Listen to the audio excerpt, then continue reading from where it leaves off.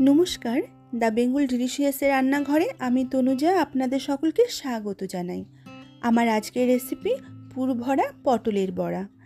এই বড়া আপনারা সন্ধেবেলায় চা কফির সাথেও স্ন্যাক্স হিসেবে খেতে পারেন, আবার প্লেন ডাল ভাতের সাথেও দুর্দান্ত লাগবে।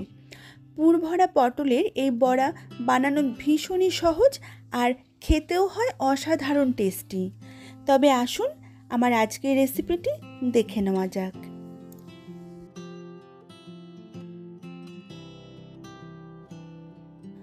আমি এখানে 4টে পটল নিয়ে নিয়েছি। এবার পটলের গাটা চেঁচে নিচ্ছি। এরপর পটলের দুধারটা অল্প করে কেটে নেব।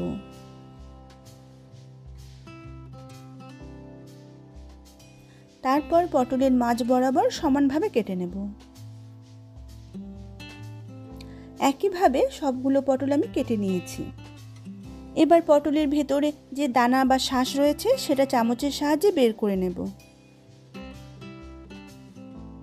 খুব সাবধানে দানাগুলো বের করে নেব, যেন পটলগুলো ভেঙে না যায়।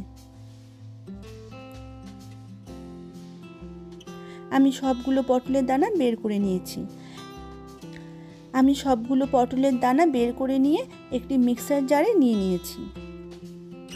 এবার এর একটি পেস্ট বানিয়ে নেব, কিন্তু একদম স্মুথ পেস্ট বানাবো না, হালকাভাবে দানা দানা ভাব রেখে পেস্ট করে নেব। এবার একটি ফ্রাইং প্যানে 1 চামচের মতো সর্ষে তেল গরম করে তাতে সামান্য কালো জিরে দিয়ে দেব। কালো জিরেটা একটু ভেজে নিয়ে তাতে দিয়ে দেব কিছুটা চিনেবাদাম। চিনেবাদামটা ড্রাই রোস্ট করে খোসা ছাড়িয়ে নিয়েছি। আপনারা চাইলে খোসা না ছাড়িয়ে ডিরেক্টলি কাঁচা বাদামটা ব্যবহার করতে পারেন। দিচ্ছি কিছুটা টুকরো করে নেওয়া কাজু বাদাম।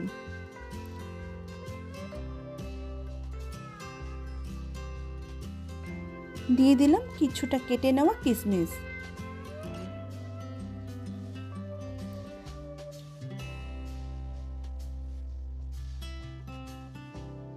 দিয়ে দেব কুচনো কাঁচা লঙ্কা। ঝালটা অবশ্যই নিজেদের পছন্দ মতোই দেবেন। এবার দিয়ে দিচ্ছি পটলের শাঁস।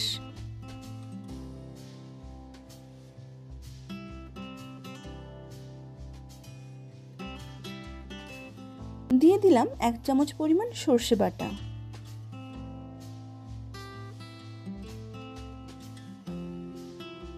একটু নেড়ে চেড়ে নিয়ে একটি মাঝারি সাইজের সেদ্ধ করা আলু চটকে দিয়ে দেব।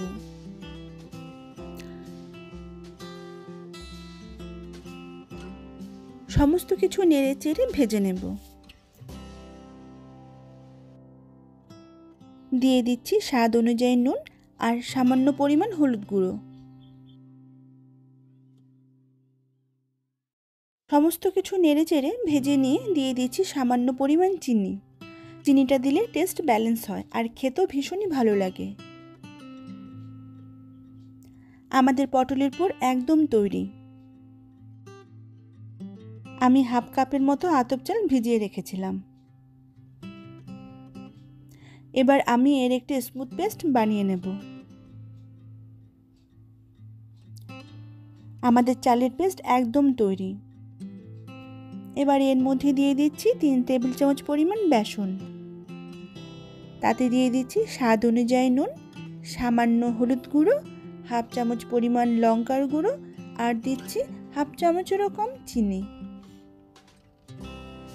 এবার সমস্ত কিছু ভালো করে মিশিয়ে নেব। অল্প অল্প জল দিয়ে ব্যাটারটি বানিয়ে নেব। ব্যাটারটি খুব বেশি ঘন হবে না আর বেশি পাতলাও হবে না। একদম পারফেক্ট ব্যাটার আমাদের তৈরি হয়ে গেছে। ব্যাটারটি কিছু সময়ের জন্য রেস্টে রেখে দেব। ততক্ষণে পটলের মধ্যে পুরটা ভরে নেব। চামচের সাহায্যে পটলের মধ্যে পুরটা ভরে নিচ্ছি।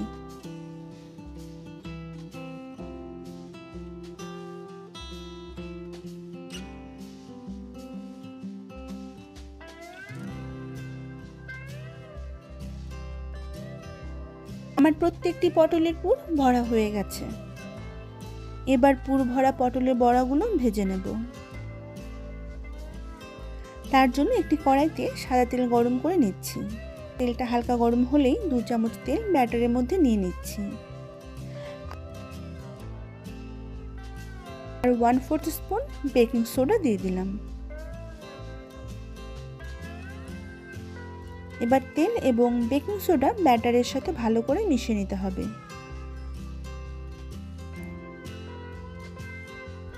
তেলটা পারফেক্টলি গরম হয়ে গেছে। এবার পুর ভরা পটল ব্যাটারে চুবিয়ে এক্সট্রা ব্যাটার ঝরিয়ে নিয়ে তেলে ছেড়ে দেব।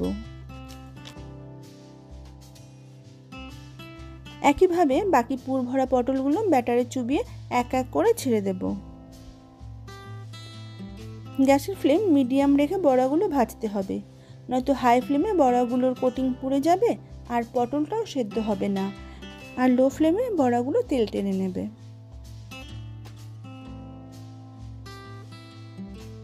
আমাদের স্পেশাল পুর ভরা পটলের বড়া একদম পারফেক্টলি ভাজা হয়ে গেছে। এবার তুলে নেব। গরম গরম পুর ভরা পটলের বড়া সার্ভ করার জন্য একদম তৈরি। আমার আজকের এই রেসিপি আপনাদের কেমন লেগেছে অবশ্যই জানাবেন। যদি ভালো লেগে থাকে তবে আমার ভিডিওটিকে লাইক করবেন এবং আমার চ্যানেলটিকে সাবস্ক্রাইব করে আমার পাশে থাকার অনুরোধ রইল। সকলেই সুস্থ থাকুন, ভালো থাকুন। ধন্যবাদ।